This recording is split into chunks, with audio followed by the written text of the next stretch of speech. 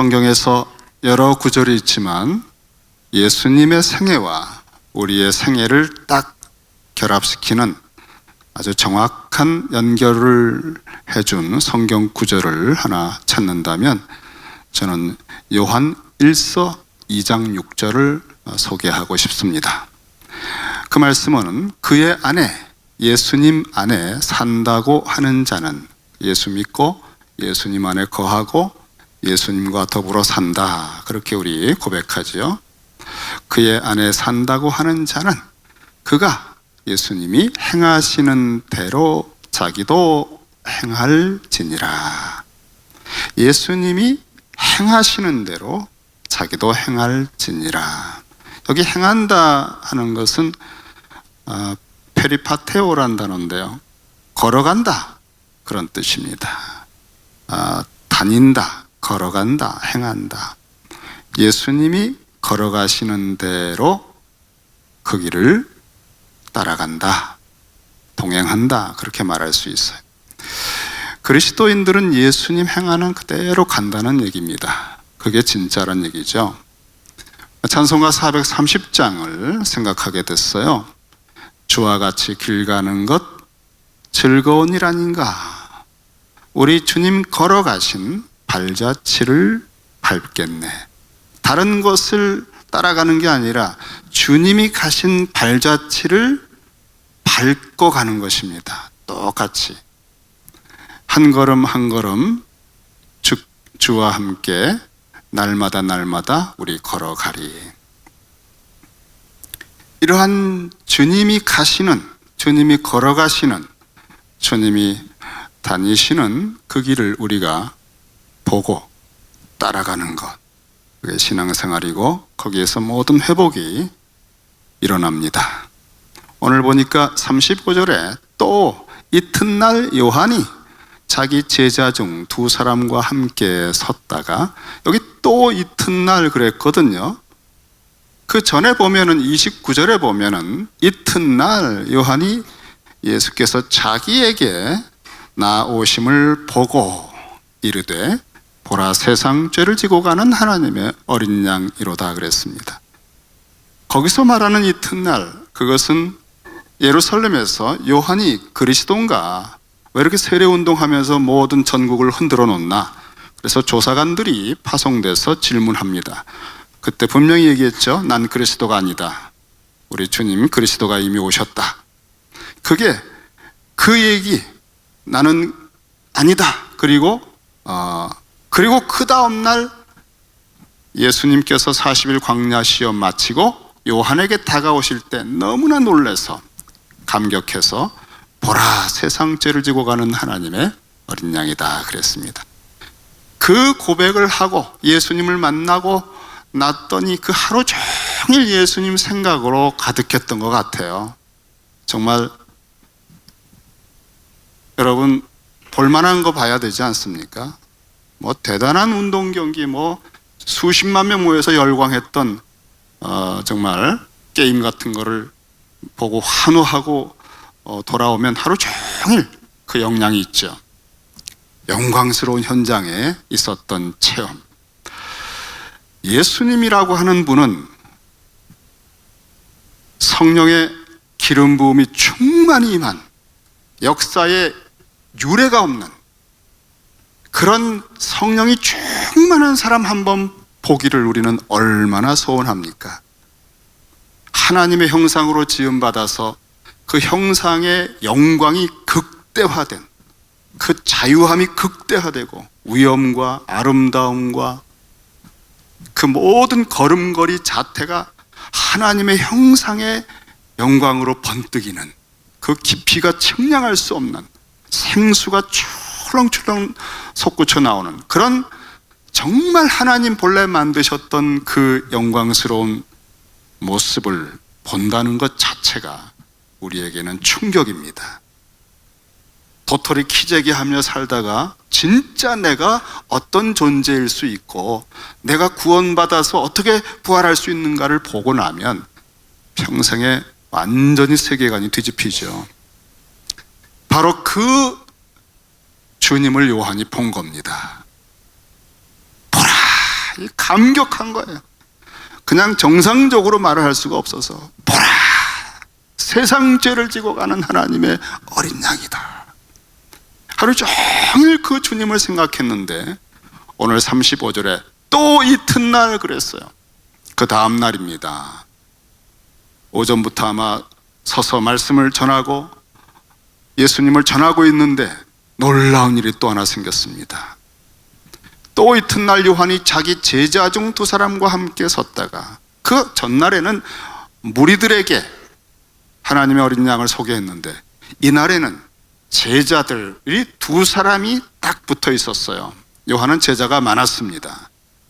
정말 전국적인 인기와 영향을 끼치면서 많은 추종자가 생겼고 마치 그리스도를 따르듯이 그렇게 요한을 높이 우러러 보았죠.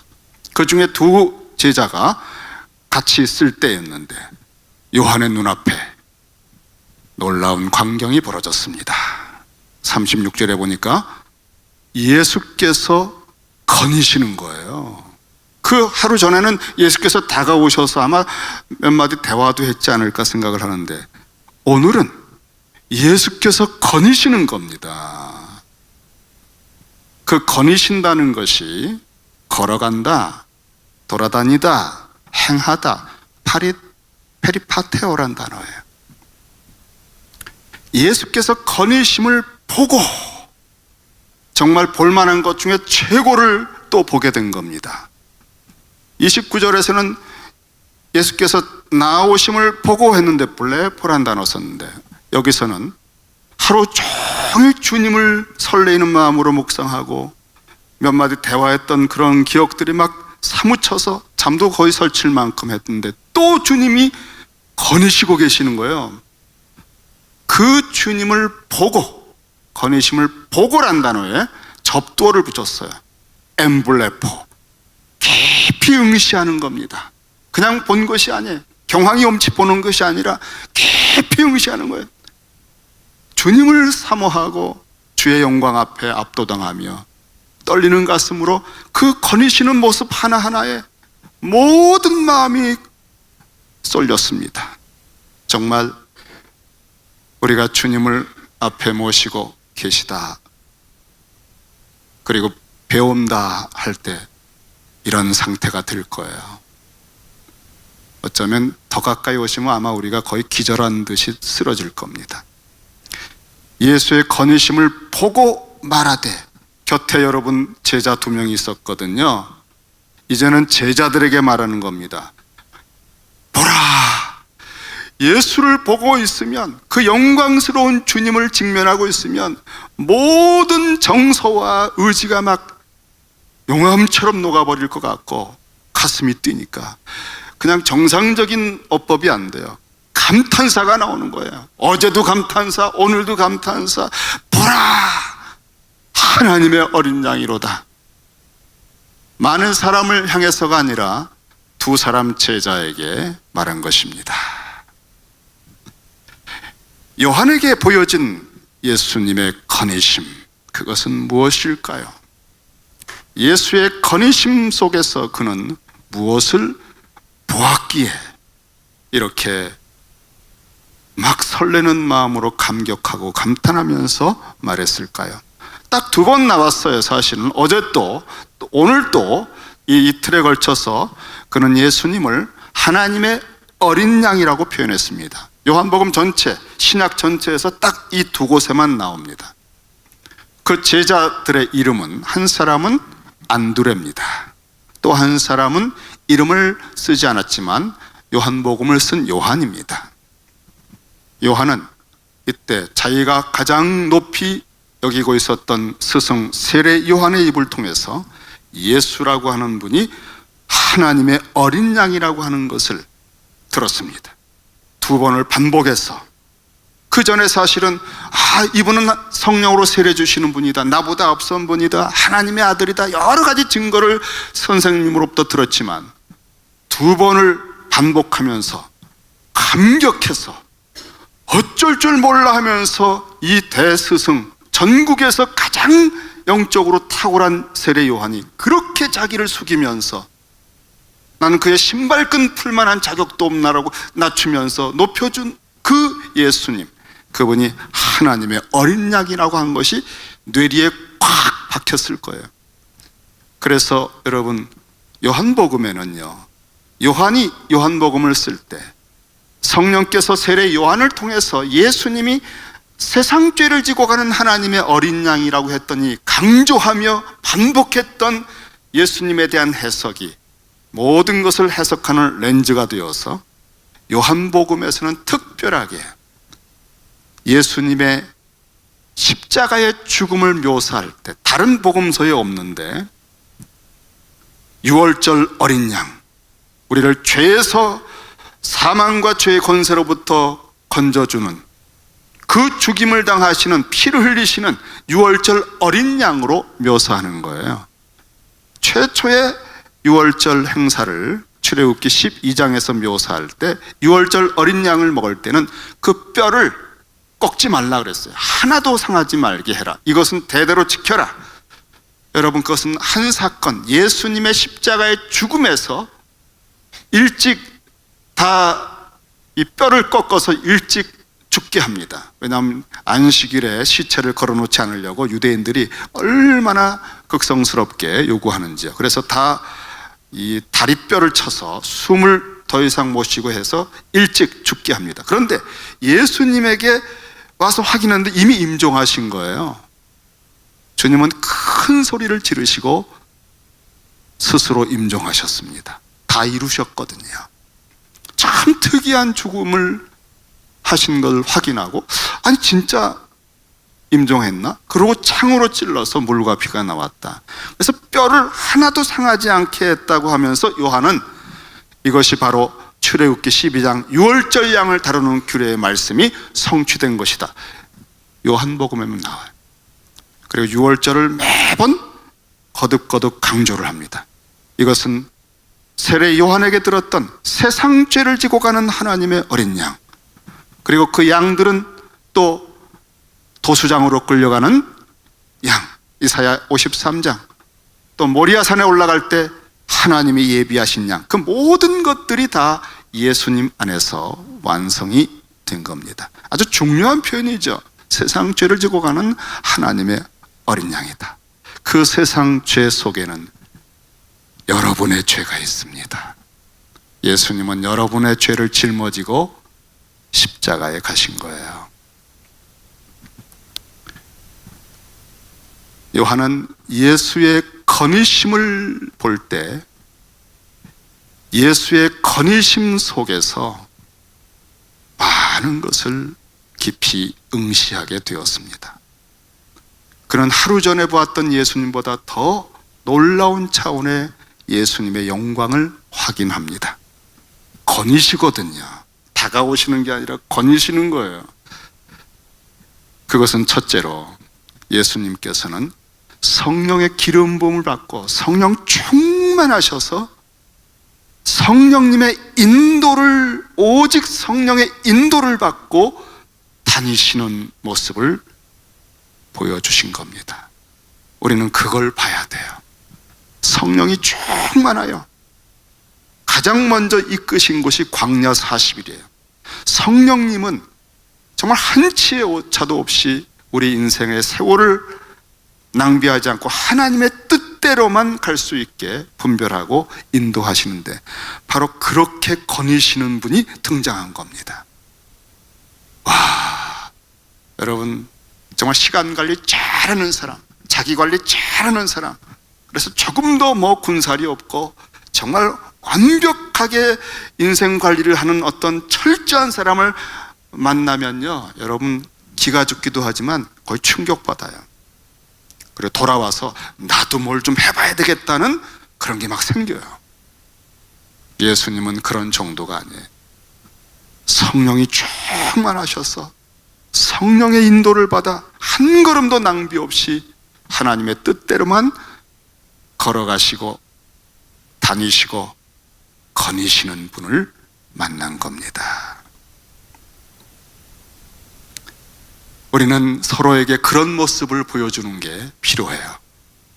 막 살고 이렇게 하다가 안 되면 저렇게 하고 세월을 다 잃어버리고 그런 모습을 우리 피차간에 너무 많이 봐서 아픔이 있잖아요. 이 교회 가서 안 되면 또 떠나고 죄송합니다.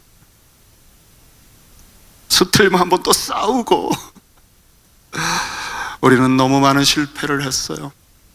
하지 않아야 될 일들을 우리는 많이 했어요.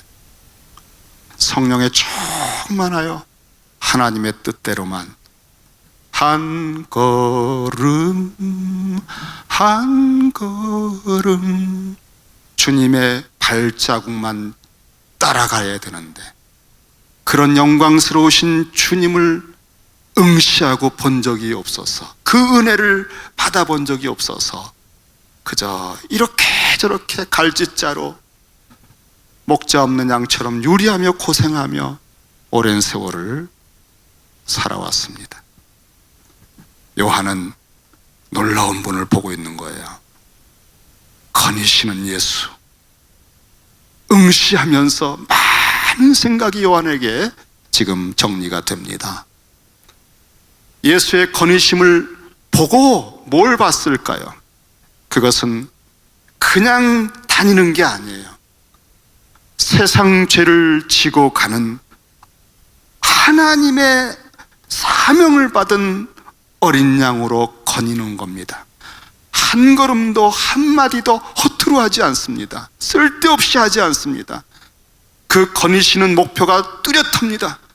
세상 죄를 지고 홀로 죄가 없으시기 때문에 모든 사람들은 죽어도 의미가 없어요. 가치가 없어요. 당신밖에는 죄를 제거할 수 없기 때문에 오직 그 세상 죄를 지고 사람의 죄 때문에 신음하는 것에 대한 긍휼을 가득 품고 하나님 아버지가 주신 그 뜻을 매 순간 다짐하면서 거니시는 겁니다. 여러분, 이런 깊은 뜻을 가지고 거닐고 안고 서고 말하는 분을 만나면 폼이 달라요. 태도가 다릅니다. 우리는 피차에 그런 모습들을 보여줘야 됩니다. 은혜가 되잖아요. 옷깃이 여며지고 서로에게 정말 삶에 대한 어떤 새로운 뜻을 가지게 하잖아요. 그리스도인들이 세상의 소금이다, 세상의 빛이라고 하는 것은 그런 의미입니다.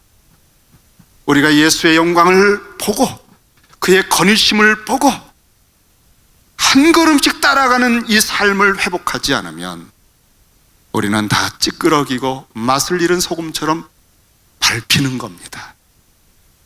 완전히 세상 사람처럼 살 수도 없고 어중간한 이것처럼 힘든 게 없어요.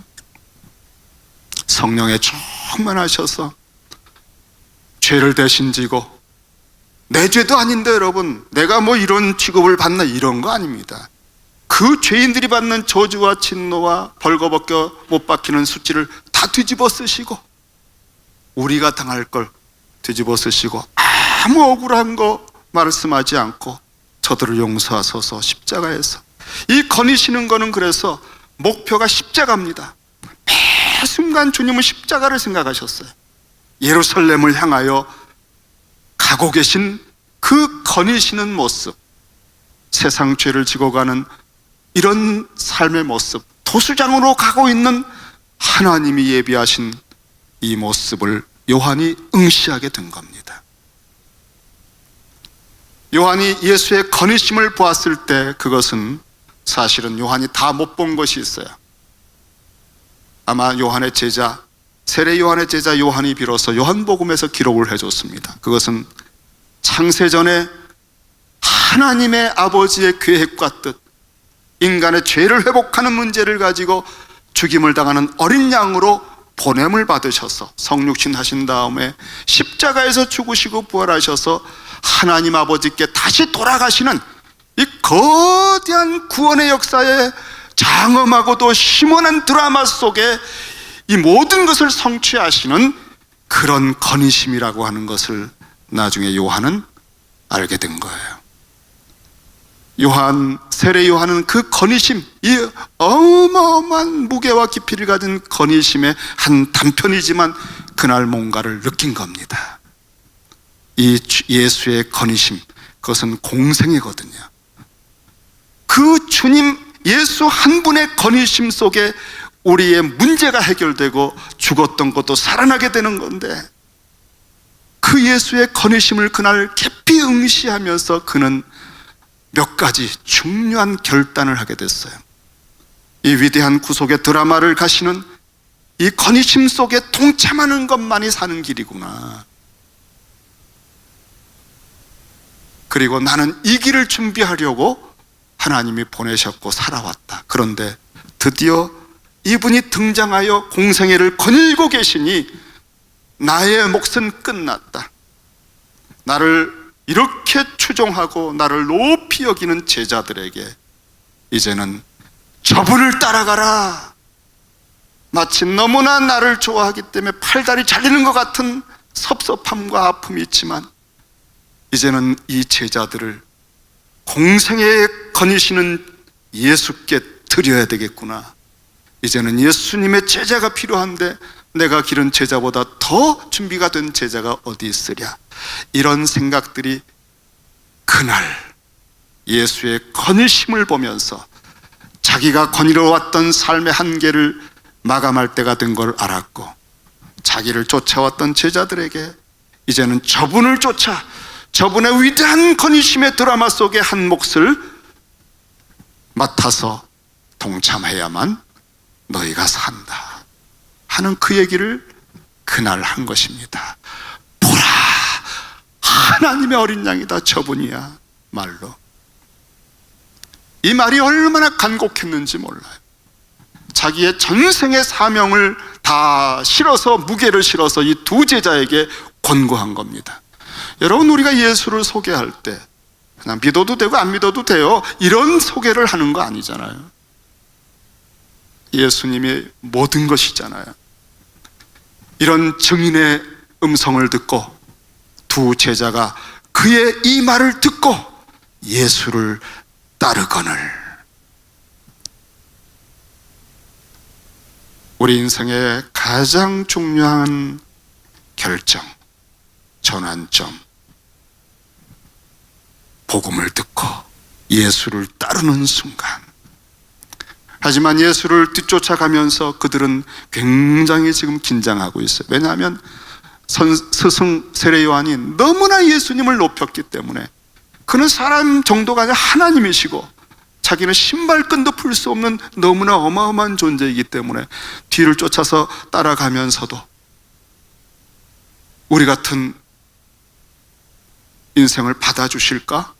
그러고 가고 있는 거예요. 그런데 여러분, 요한복음에서 최초로 예수님께서 직접 입을 열어 말씀하시는 대목이 나옵니다. 38절에 보니까 예수께서 돌이켜 그 따르는 것을 보시고, 인기척이 났지요. 그리고 주님이 아시죠. 그리고는 당신의 육성을 들려주셨어요. 물어 이르시되 무엇을 구하느냐. 여러분, 우리가 예수께 마음을 기울이고 예수님을 따르고 예수의 건의심, 그 놀라운 그리스도의 건의심 속에 나도 한 몫을, 그 위대한 드라마 속에 한 배역을 맡고 초청을 받고 써주시기를 바랄 때, 그 구원의 사람으로 하나님 나라의 백성으로 들어가기를 원할 때 입에 질문을 받습니다. 무엇을 원하느냐? 무엇을 원해야 되겠습니까? 그때 이들이 잘 대답을 했어요. 랍비여, 어디 계십니까? 아주 존중히 여기면서 랍비여, 어디 계십니까? 이 말은 허락해 주신다면, 우리가 허락을 해 주시기만 한다면 당신이 계신 곳에 가서 같이 교제하기를 원합니다. 허락해 주시겠습니까? 이렇게 질문을 하고 여러분 조마조마합니다. 그때에 정말 잊을 수 없는 사건이죠. 그래서 여러분, 이 사건이 얼마나 평생에 잊을 수 없었는가 하면 시간을 기록을 했어요. 그때가 10시였다고. 정말 아주 뇌리에 생생했던 거예요. 바짝 긴장하고 있었는데 어디 계십니까? 저희 허락해 주시렵니까? 그랬는데 예수께서 대답을 하시기를 아주 기꺼이 come 그랬어요. 와라. 그리고 보게 될 것이다. 직역하면 오라.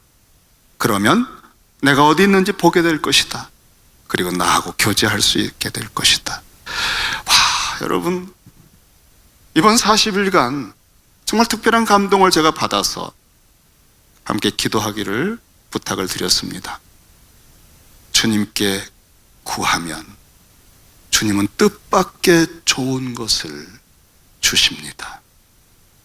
그분은 세상 죄를 지고 여러분의 한계와 문제와 그 죽어버렸던 것의 모든 짐을 지고 날마다 그 짐을 지고 여러분을 긍휼히 여기면서 여러분이 담대히 구할 때 은혜를 베풀어 주시는, 결정적인 때에 극복할 수 있는 은혜를 준비해 놓고 계신 거예요. 구하라, 주실 것이요. 금요일에도 와서 기도하시고 가끔 새벽에도 나오시고 토요일 새벽에 나오시고 큐티도 하시고 하나님의 음성을 듣고 또 구하고, 우리 주님은 여러분을 이처럼 사랑하사 하나님 아버지가 보내신 그 여러분을 위해 죽기 위해 오신 어린 양입니다. 와서 오라. 얼마나 흔쾌하게 그날의 그 기쁨, 그냥 주님이 얼마나 감사하고 고마웠을까요? 참 평생 잊을 수 없는 주님의 그 호의. 그래서 따라갔습니다. 그러므로 그들이 가서 계신 데를 보고 그날 함께 거하니 때가 10시쯤 되었더라. 잊을 수 없는 시간. 와, 저도 이렇게 묵상이나 또는 기도 중에 깨달음이 딱 오잖아요. 응답이 오면 메모를 저는 이제 하는데 뭐 책에도 하고 뭐 잊어버릴까봐 그냥 어디든지 메모를 합니다. 제가 책을 빌려드리지 못해요. 책 곳곳마다 그냥 아주 그냥 다른 분이 봐서는 안 되는 얘기를 얼마나 이렇게 솔직하게 제가 쓰는지. 근데 거기다 꼭 몇 월 며칠 몇 시 딱 써요. 가끔 책을 보다가 옛날 메모가 나오면 그때 생각이 확 나요. 아, 그때 그 새벽에, 주로 새벽에 10시라고 하는 게 여러분 요한복음에서 유대 시간으로 하면 이게 오후 4시입니다. 그런데 로마 시간으로 계산하면 10시예요. 로마 시간이 우리 시간하고 똑같아요. 그러니까 오전 10시나 오후 10시입니다. 근데 그건 어떻게 분별하느냐? 상황, 문맥에서 보는 거예요. 지금 이게 밤 10시는 아니에요. 예수의 건의심을 보는 게 낮이라는 거거든요. 그러니까 오전 10시쯤에 요한이 예수의 건의심을 보고 두 제자에게 증거했고, 그래서 10시 좀 넘어서 예수님과 만나가지고 종일 깊은 교제를 했다는 것입니다. 때로 많은 학자들이 유대 시간으로 오후 4시쯤으로 봅니다. 또 다른 학자들은 로마 시간으로 봅니다. 저는 여러분 둘 중에 로마 시간으로 보는 목사입니다. 구원에 상관없어요, 여러분. 네, 걱정하지 마세요. 요한의 말을 듣고 예수를 따르는 두 사람 중에 하나는 시몬 베드로의 형제 안드레야라고 했습니다. 그리고 그가 먼저 예수를 만나고 그 감격한 이 사람이 무슨 생각을 했는가 하면 자기 형이 생각난 거예요. 자기 형제 시몬을 찾아가 말하되 우리가 메시아를 만났다 하고, 그리스도라고 하는 뜻이잖아요. 이 시몬이 말이죠. 야, 너무 그러지 마. 왜 이렇게 좋아가지고 그래? 형님, 메시아를 만났습니다. 아, 세례 요한? 아니요, 세례 요한이 증거하신 분, 당신은 신발끈도 풀 자격이 없다고 하면서 그 어마어마한 분을 말했잖아요. 그분을 만났습니다. 그래? 진짜야? 하여간 저 따라오세요. 그래가지고 이 형을 데리고 42절에 예수께로 오니, 여러분, 예수님이 하나님이시잖아요. 예수께로 오면 우리 주님이 여러분을 아시는 정도가 아니죠. 예수께로 오니 예수께서 보시고 그랬어요. 이 본다는 단어가 요 문맥에서 딱 2번 나오는데요, 바로 예수의 건의심을 보고 할 때 접두화가 붙은 아주 깊이 응시하는 거였죠. 자기 생애에서 결단을 하게 하는, 나의 길은 여기까지구나, 나의 제자들은 이제 예수의 길로 가야 되는구나, 그 결단을 하고 떠나보내는 그런 깊은 통찰이 있는 단어가 바로 이 본다는 단어거든요. 그런데 예수께서 시몬이 다가올 때 깊이 꿰뚫어 보십니다. 어디까지? 창세전에 당신 안에서 계획했던 사람의 이름으로. 우리는 이 땅에 태어나면서 부모가 이름을 붙여주고요, 자연인으로 살고, 비록 유대인이라 할지라도 그 당시에 로마의 식민지 상태에서 만신창이에요. 정서적으로 생각이나 모든 게 올바른 해석이 없어요. 그래서 그 당시의 사람들이 다 목자 잃은 목자 없는 양처럼 유리하며 고생하고 있었습니다. 주님께서 얼마나 안타까워 하셨습니까? 그 모습을 보고. 그렇게 살고 있는 청년들입니다. 그를 꿰뚫어 보시고, 그가 시몬이지만 부모에게 받은 이름이 있지만, 예수님은 여러분이 예수께로 마음을 열고 다가서면, 여러분이 창세전에 하나님께서 여러분을 만드실 때 어떤 의도로 만드셨는지 여러분의 진짜 이름을 불러주시는 거예요. 그대가 와서 나의 이름을 불러주기 전에는 나는 꽃이 아니었다. 그런 시도 있습니다. 주님께서 등장해서 나의 이름을 불러주기 전까지는 목자 없는 양처럼 이리저리 방황하며 고생하며 사는 겁니다. 열심히 살겠지만, 성실하기도 하겠지만, 뭘 좀 성취한 것 같기도 하겠지만 다 빈 그물이에요. 목표도 없고 그렇게 사는 거예요. 주님께서는 당신 자신이 선한 목자라고 그랬어요. 양들을 위해서 목숨을 거는, 그리고 양들이 그 죽었다가 다시 사는, 거듭나서 하나님 나라에서 본래 어떤 이름으로 하나님의 영광을 드러내며 동참할 수 있는지 양들의 이름을 각각 불러 인도한다고 그랬습니다. 여러분, 예수님 만나기 전까지는 여러분 자신이 스스로도 몰라요. 내가 누군지를 몰라요. 여러분의 이름을 모르는 거예요. 다른 사람이 여러분을 높여준다고 높지 않습니다. 다른 사람이 여러분을 무시한다고 여러분 부족하지 않습니다. 주님이 시몬에게 말했습니다. 요한의 아들 시몬이니 장차 개발하리라. 반석이 될 것이다. 창세전에 아버지와 의논할 때 너는 교회의 초석으로 나의 위대한 걸음걸이, 이 건의심에 동참해서 중요한 역할을 할 사람으로 너를 택했노라. 그 이름을 들으면 인생의 표대가 생기고 가장 위대하고 깊이 있는 삶에 부르심을 받는 것이고, 목적이 생기는 것이고, 회복이 생기고, 죽었다가 사는 것입니다.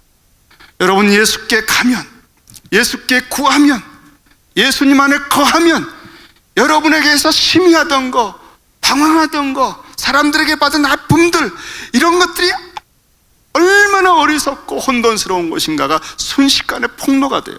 그리고 진짜 나를 부르시고 사랑하시는 진짜 그분의 건의심에 동참하는 놀라운 삶이, 그걸 즐겁다고 430장에 말했잖아요.